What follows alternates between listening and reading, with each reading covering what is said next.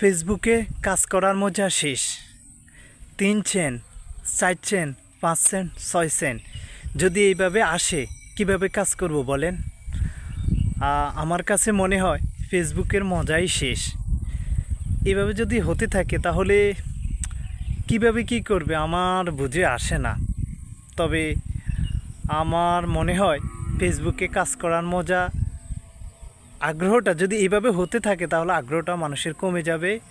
আর যদি এইভাবে হতেই থাকে তাহলে কিছুই হবে না। কারণ আপনি একটা জিনিস চিন্তা করেন, যদি 6 সেন্ট আসে কিংবা 4 সেন্ট অথবা 10 সেন্ট আসে একটি ভিডিওতে, তাহলে এত কষ্ট করে ভিডিও বানাই, যদি 10 সেন্ট, 3 সেন্ট, কোনো ভিডিওতে 2 সেন্ট আসে, তাহলে যদি এরকম হতে থাকে তাহলে এত কষ্ট করে ভিডিও বানাই কী লাভ?